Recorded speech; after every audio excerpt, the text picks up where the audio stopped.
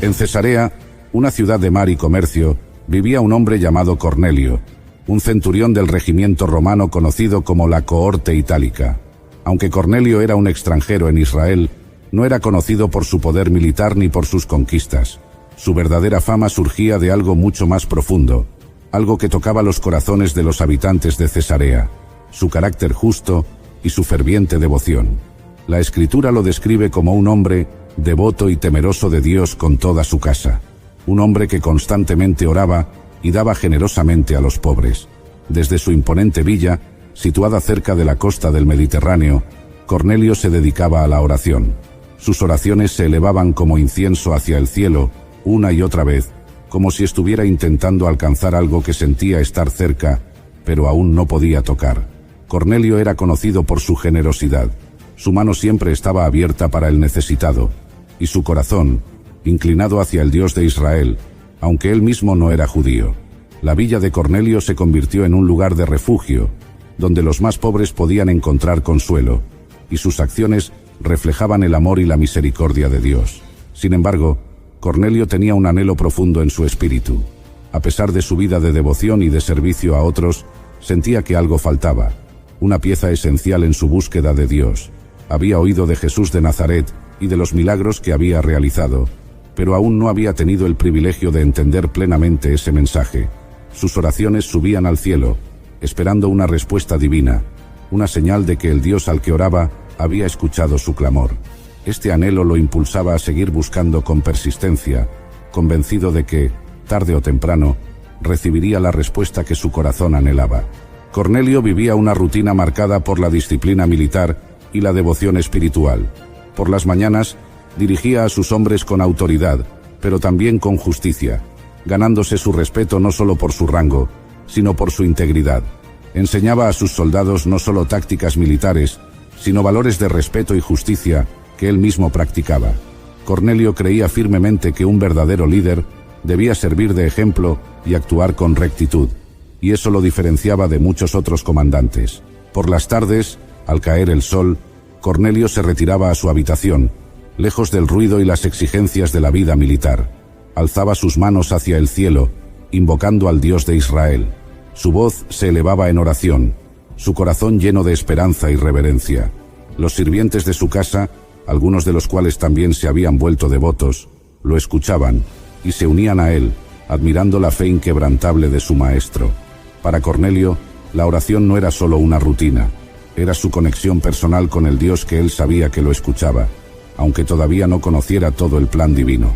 En la comunidad, Cornelio era visto con diversos sentimientos. Los pobres y necesitados lo veían como un protector, una figura de bondad. Los judíos más devotos, sin embargo, a menudo lo veían con sospecha. ¿Cómo podría un gentil ser aceptable para nuestro Dios? Drenia, murmuraban algunos. Pero Cornelio no se desanimaba. Sabía que el Dios de Israel era más grande que las divisiones humanas, y confiaba en que él también podía encontrar favor ante sus ojos. Cornelio se mantenía firme en su fe, seguro de que Dios juzgaba los corazones más que las apariencias externas o las etiquetas humanas. Era la hora novena, el momento del día reservado para la oración vespertina.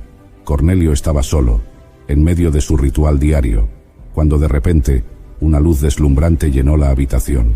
Se detuvo, sus ojos se abrieron de par en par, y ante él apareció un ángel del Señor. Su corazón palpitaba con fuerza, el temor se apoderó de él, pero la presencia del mensajero divino emanaba paz. Sentía que algo grande estaba por suceder, algo que cambiaría su vida para siempre.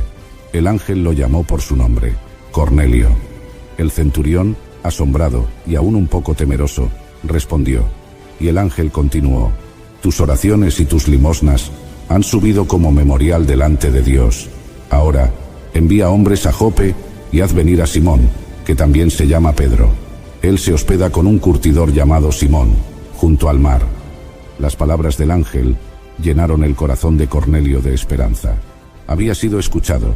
Sus oraciones habían llegado hasta el trono de Dios. Sin perder tiempo, llamó a 2 de sus sirvientes y a uno de sus soldados más leales, también temeroso de Dios, y los envió a Jope con instrucciones precisas para buscar a Pedro. Mientras los mensajeros de Cornelio emprendían su camino hacia Jope, Pedro, el apóstol de Cristo, Estaba en la azotea de la casa de Simón el curtidor. Era mediodía, y mientras esperaba que prepararan la comida, decidió orar. En ese momento, Pedro tuvo una visión que cambiaría el curso de la historia del cristianismo. Vio un gran lienzo que descendía del cielo, lleno de toda clase de animales impuros según la ley judía, y escuchó una voz que le decía: «Levántate, Pedro, mata y come». Pedro, fiel a sus costumbres y a las leyes de pureza, respondió con firmeza: «Señor, nunca he comido nada impuro o inmundo». Pero la voz insistió: «Lo que Dios ha limpiado, no lo llames impuro». Esta visión se repitió 3 veces, y luego el lienzo fue llevado nuevamente al cielo. Pedro se quedó perplejo, intentando comprender el significado de la visión. No sabía que esta experiencia sería la clave para la expansión del Evangelio hacia los gentiles. Mientras Pedro se preguntaba qué significaba esta visión, los hombres enviados por Cornelio llegaron a la puerta de la casa de Simón el curtidor. El Espíritu Santo habló a Pedro y le dijo que bajara y los acompañara sin dudar, porque él mismo los había enviado. Pedro obedeció, y al día siguiente partió con ellos hacia Cesarea.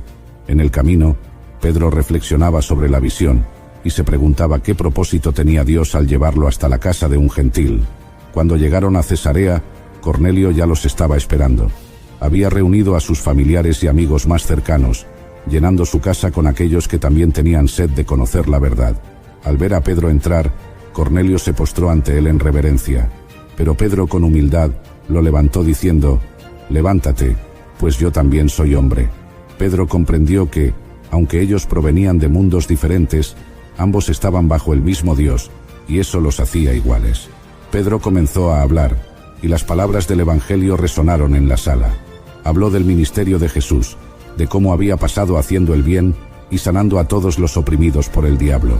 Relató cómo fue crucificado, y cómo al tercer día Dios lo resucitó, dándoles a él y a los otros apóstoles el mandato de predicar y testificar que Jesús era el Señor de todos.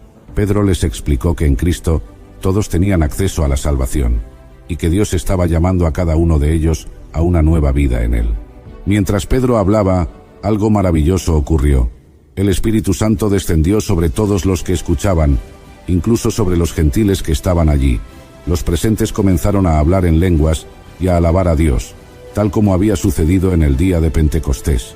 Los creyentes judíos que habían acompañado a Pedro se quedaron atónitos. No podían creer que el don del Espíritu Santo hubiera sido derramado también sobre los gentiles. Para ellos, esto fue la confirmación de que Dios no tenía favoritos, que su gracia era verdaderamente universal. Pedro, viendo la evidencia del poder de Dios, exclamó: ¿Puede acaso alguien impedir el agua para que no sean bautizados estos que han recibido el Espíritu Santo como nosotros? Y así, ese día, Cornelio y toda su casa fueron bautizados en el nombre de Jesucristo. El gozo llenó la casa, y Cornelio supo que finalmente había encontrado lo que su corazón tanto había anhelado. La presencia de Dios se sentía palpable, y todos los que estaban allí sabían que algo extraordinario había sucedido. La vida de Cornelio cambió para siempre.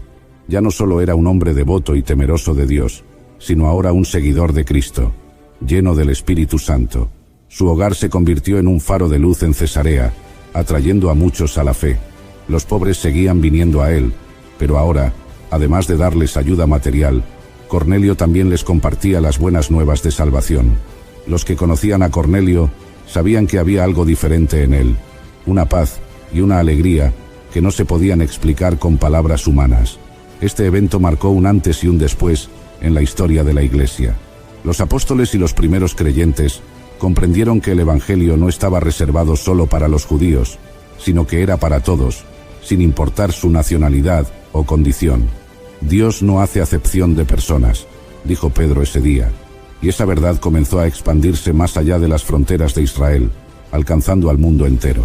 La inclusión de Cornelio y su familia fue el comienzo de una nueva etapa en la que el Evangelio llegaría a cada rincón del mundo, sin distinción alguna.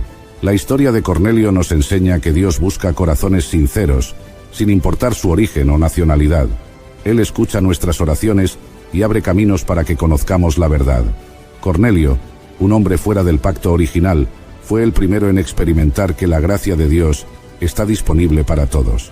Su vida es un testimonio de cómo la fe genuina y el deseo de buscar a Dios pueden romper barreras y cambiar la historia. Así, su historia nos recuerda que todo aquel que en él cree no será avergonzado. Dios mira más allá de las etiquetas humanas y ve el corazón. Si buscamos a Dios con sinceridad, Él siempre encontrará la manera de revelarse a nosotros, tal como lo hizo con Cornelio. Y así, el Evangelio sigue avanzando, tocando corazones y trayendo salvación a todos los rincones del mundo, sin distinción alguna. Que la historia de Cornelio nos inspire a ser buscadores incansables de la verdad, confiando en que Dios tiene un propósito para cada uno de nosotros. En aquel día sombrío y crucial en la historia, yo, un centurión romano, estaba presente supervisando la crucifixión de Jesús. Era un soldado endurecido por la guerra, acostumbrado a la brutalidad y la muerte, pero algo en ese evento específico estaba a punto de cambiar mi vida para siempre. Mi responsabilidad era garantizar que la ejecución ocurriera sin problemas. Estaba acostumbrado a seguir órdenes rígidas y a mantener el orden en medio del caos. Sin embargo, ese día sería extraordinariamente diferente de cualquier otro que había experimentado. Yo soy el centurión romano que traspasó el costado de Jesús en la crucifixión, y esta es mi historia. Mi posición exigía un carácter frío y eficiente. Era responsable de 100 soldados, y mi ascenso en las filas del ejército romano se debió a mi valentía, inteligencia y habilidad para manejar situaciones extremas. El papel que desempeñaba requería una capacidad para separar mis emociones del deber. No obstante, los eventos de ese día desafiarían esa separación, obligándome a confrontar mis propias creencias y emociones. Mientras observaba a Jesús ser llevado a la crucifixión, no podía ignorar la dignidad con la que enfrentaba su muerte inminente. Estaba acostumbrado a ver a hombres suplicar por sus vidas, maldecir a sus verdugos o sucumbir a la desesperación. Sin embargo, Jesús mantenía una calma impresionante incluso mientras era torturado y ridiculizado. Esa serenidad comenzó a sembrar una semilla de duda y curiosidad en mi corazón. La multitud que asistía a la crucifixión estaba en frenesí, instigada por los líderes religiosos que querían ver a Jesús muerto. Para mí, eso era solo otro día de trabajo, otra ejecución para mantener la paz romana. La tarea de supervisar crucifixiones era para mí una rutina sombría, pero necesaria para mantener el orden y la autoridad del Imperio Romano. La crucifixión de Jesús, no obstante, comenzó a destacar de todas las demás que había presenciado. Durante el juicio, el sumo sacerdote desafió a Jesús a declararse el Hijo de Dios. Jesús, con firmeza, confirmó, causando un impacto profundo en mí que presenciaba todo. «Tú lo has dicho», respondió Jesús. Esta declaración fue un punto de inflexión. El sumo sacerdote rasgó sus vestiduras, acusando a Jesús de blasfemia, lo que llevó a su condena. Presente durante este intercambio, vi la calma y la autoridad con que Jesús respondió a las acusaciones. No se defendió ni suplicó por misericordia, en cambio, afirmó su identidad divina, sabiendo que eso sellaría su destino. Este comportamiento contrastaba fuertemente con el de otros condenados, que a menudo recurrían a la desesperación o la negación. Jesús fue llevado al pretorio, donde los soldados se reunieron a su alrededor, burlándose e infligiendo un dolor indescriptible. Lo desnudaron, le pusieron un manto escarlata y trenzaron una corona de espinas colocándola en su cabeza. Luego le dieron una caña simbolizando un cetro y se arrodillaron ante él en burla diciendo: «Salve, Rey de los judíos». Le escupían, tomaban la caña y golpeaban su cabeza repetidamente. Observando todo esto, no pude evitar notar la dignidad de Jesús ante tanta humillación. Cualquier otro hombre habría suplicado por misericordia o gritado de dolor, pero Jesús se mantuvo en silencio, soportando el sufrimiento con una tranquilidad que desafiaba la comprensión humana. A medida que Jesús enfrentaba más humillaciones y torturas, su respuesta permanecía constante. No maldijo a sus verdugos ni intentó escapar. En cambio, continuó demostrando una fuerza tranquila que desafiaba mi comprensión. Esa fuerza no era física sino espiritual, y comenzaba a despertar una nueva percepción en mí, un soldado endurecido. La multitud, incitada por los líderes religiosos, exigía la crucifixión de Jesús. Pilato, cediendo a la presión, entregó a Jesús a los soldados. nuevamente vi la calma de Jesús en medio del caos. «Crucifícalo, crucifícalo», resonaban los gritos de la multitud, mientras Pilato se lavaba las manos, simbolizando su intento de eximirse de la culpa por la condena de un hombre inocente. Estaba acostumbrado a la violencia y la sed de sangre de las multitudes. Había visto muchas veces a las masas exigir la muerte de los condenados. Sin embargo, la intensidad del odio dirigido a Jesús era inusual. Sabía que los líderes religiosos estaban detrás de eso, manipulando a la multitud para asegurar la ejecución de Jesús. Esa manipulación no era nueva, pero el blanco de su odio era lo que me perturbaba. Mientras Jesús cargaba su cruz por las estrechas calles de Jerusalén, cayendo bajo el peso, me vi obligado a intervenir, ordenando a Simón de Cirene que ayudara a cargar la cruz. Este simple acto de compasión, ordenado por mí, mostró que incluso en mi papel de ejecutor no era insensible al sufrimiento humano. Vi en Jesús a un hombre que no merecía ese destino. A medida que la procesión avanzaba, la multitud continuaba burlándose e insultando a Jesús. Sin embargo, Jesús no devolvió el odio, permaneció en silencio, soportando todo con una dignidad que desafiaba las expectativas. Ese comportamiento contrastaba con la reacción típica de otros condenados, que frecuentemente responden a la violencia con violencia o desesperación. Cuando llegaron al lugar, clavaron a Jesús en la cruz y la elevaron entre dos ladrones, cumpliendo la profecía de Isaías sobre él ser contado entre los transgresores. La multitud continuaba burlándose de él, y los líderes religiosos lo desafiaban a bajar de la cruz si realmente era el Hijo de Dios. Incluso uno de los criminales crucificados a su lado se unió a las burlas de la multitud. Pero Jesús permaneció en silencio, demostrando una fuerza interior que confundía a sus ejecutores. Mientras Jesús era clavado en la cruz, no expresó odio ni ira. Por el contrario, pidió al Padre que perdonara a aquellos que lo crucificaban, incluyendo a mí mismo. «Padre, perdónales porque no saben lo que hacen». Estas palabras, pronunciadas en medio de la agonía, revelaron una profundidad de amor y compasión que desarmó mi corazón. Acostumbrado a escuchar gritos de dolor y maldiciones, me sorprendió esta oración. Nunca antes había presenciado a un hombre, especialmente uno que estaba siendo ejecutado de manera tan cruel, pedir perdón para sus verdugos. Esta demostración de misericordia comenzó a romper la dureza de mi corazón, plantando en mí una semilla de duda sobre todo lo que había conocido y creído. A medida que las horas pasaban, la naturaleza también comenzó a reaccionar al sufrimiento de Jesús.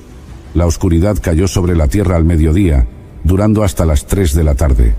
Este fenómeno sobrenatural aumentó el sentimiento de pavor y reverencia entre los presentes. Viendo la creación reaccionar de manera tan dramática, me vi obligado a reconocer que algo mucho más grande estaba sucediendo. La oración de Jesús, pidiendo perdón para sus verdugos, resonaba en mi mente. Nunca antes había oído a alguien orar por sus enemigos de esa manera.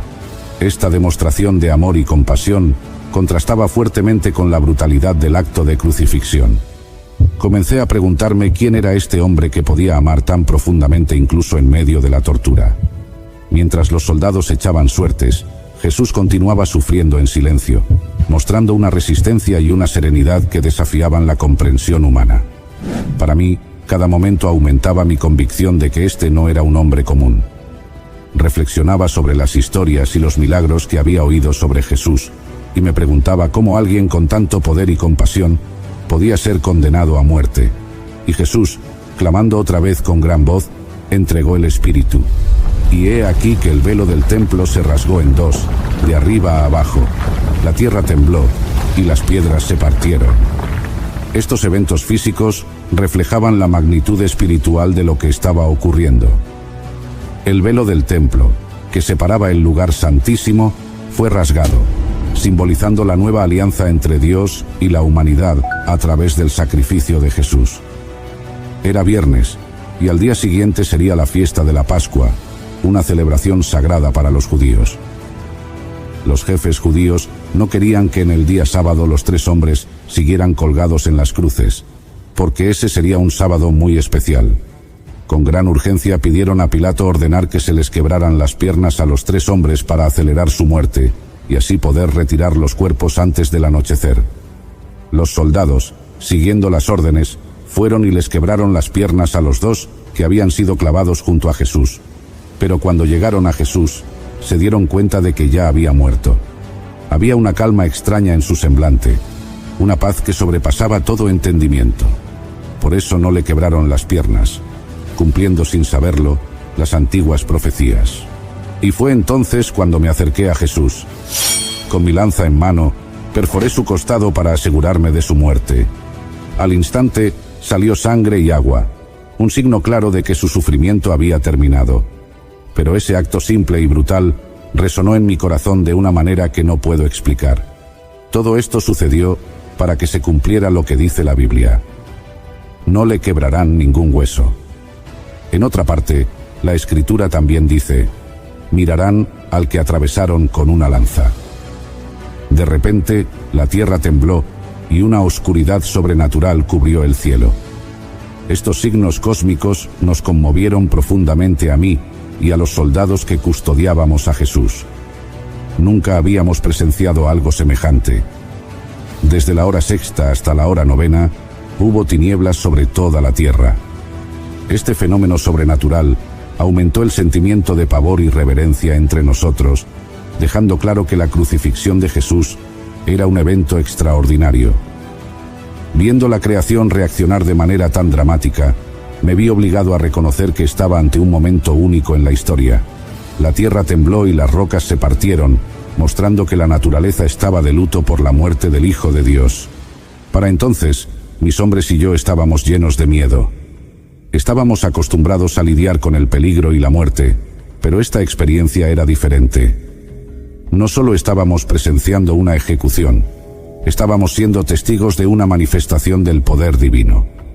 Al ver el terremoto y las cosas que habían sucedido, mis compañeros y yo, llenos de miedo y asombro, dijimos: en verdad, este era el Hijo de Dios.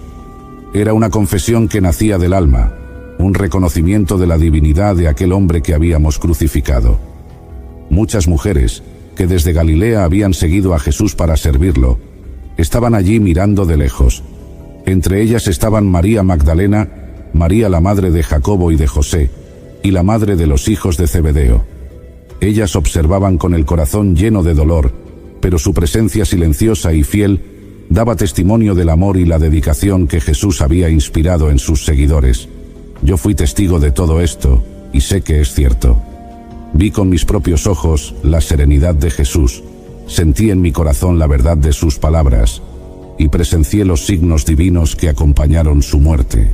Cuento la verdad para que ustedes crean.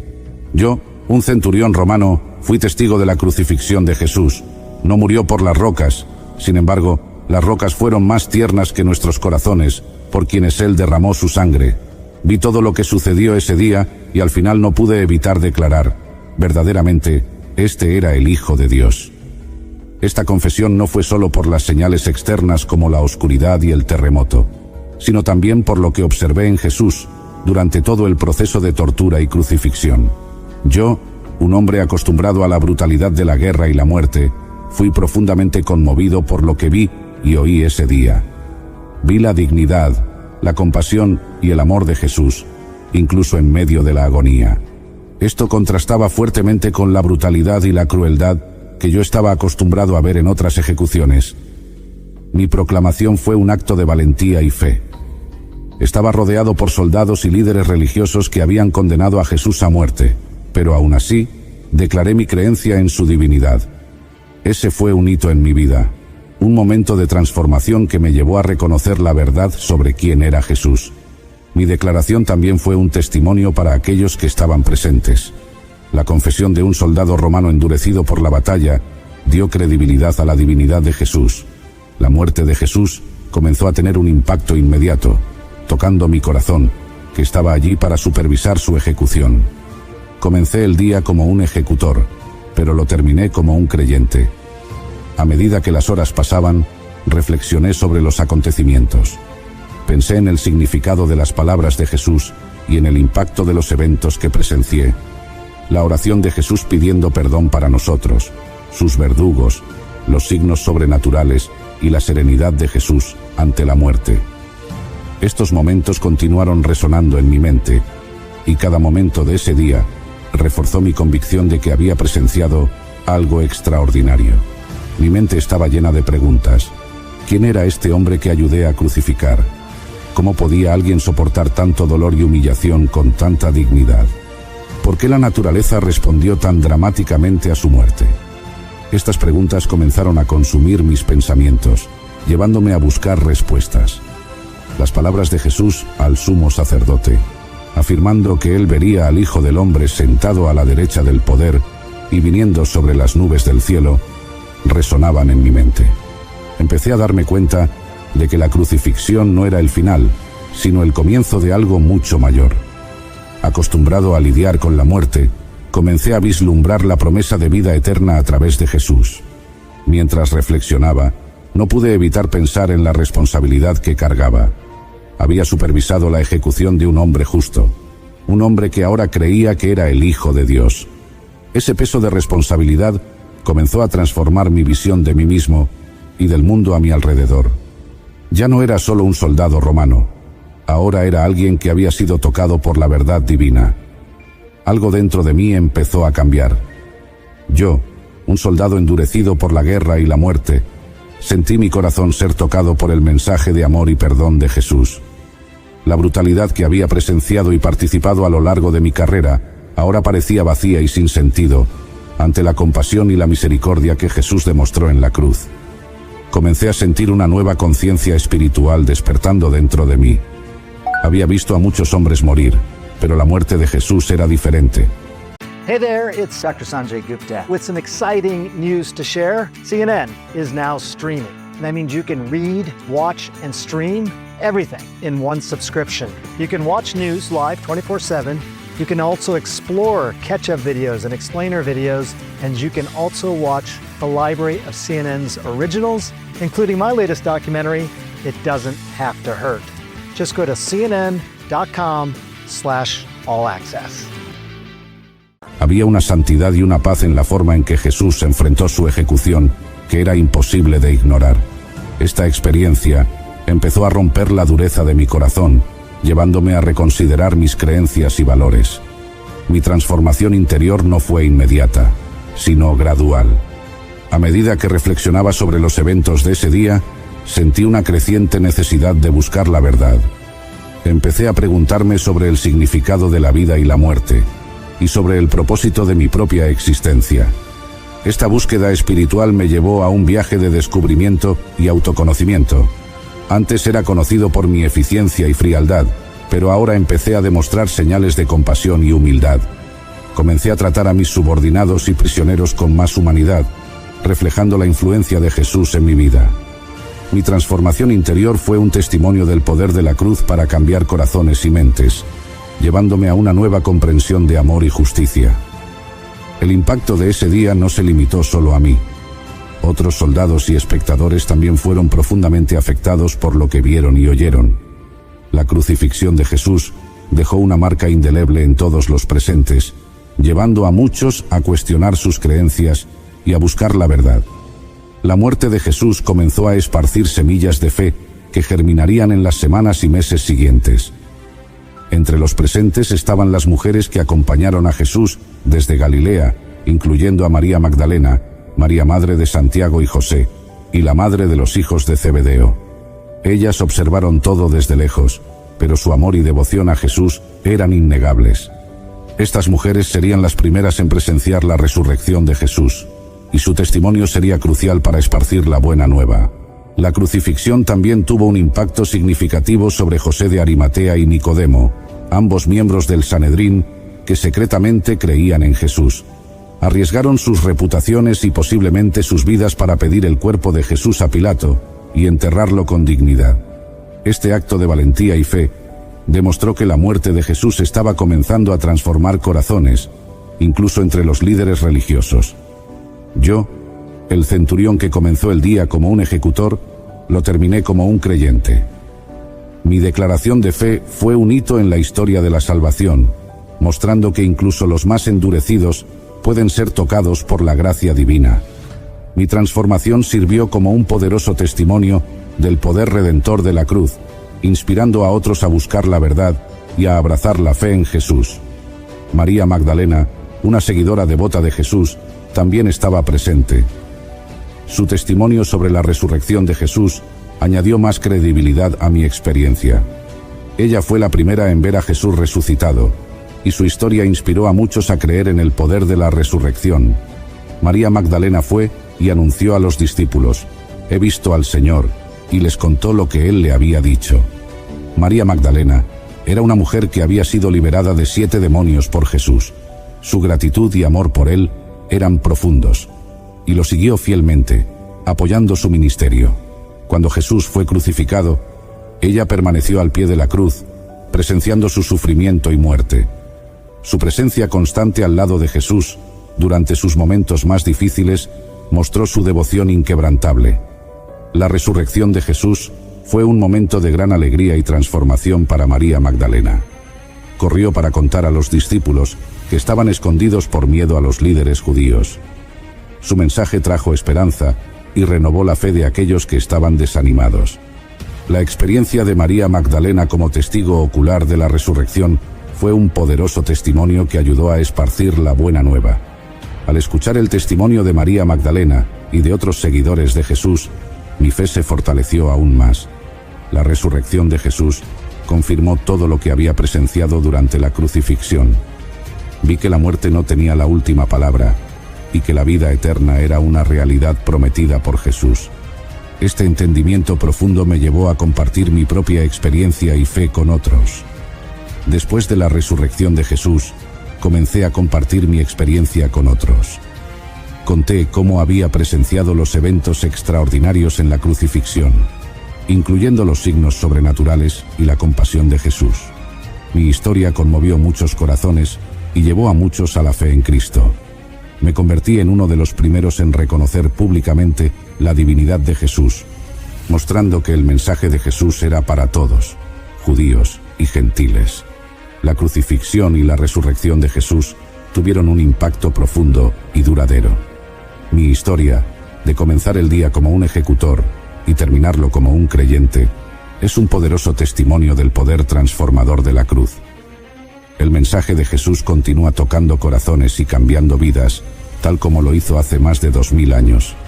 Que todos podamos ser inspirados por la fe y el amor de Jesús, siguiendo su ejemplo de compasión y misericordia. El sacrificio de Jesús en la cruz es el acto supremo de amor y gracia de Dios para con la humanidad. Cumple las promesas y profecías del Antiguo Testamento, establece una nueva alianza, trae redención, justificación y reconciliación, y ofrece la promesa de la vida eterna. Este evento central del cristianismo revela el corazón de Dios y su plan de salvación para toda la humanidad. Es una invitación para todos a reconciliarse con Dios a través de la fe en Jesucristo y a experimentar la transformación que viene de la gracia redentora de Dios. Gracias por llegar hasta el final de este episodio de Historias Sagradas. Si te ha gustado este video, no olvides darle un me gusta y compartirlo con tus amigos y familiares. Suscríbete a nuestro canal y activa la campanita para no perderte ninguno de nuestros próximos episodios. Hasta la próxima, y que Dios te bendiga abundantemente.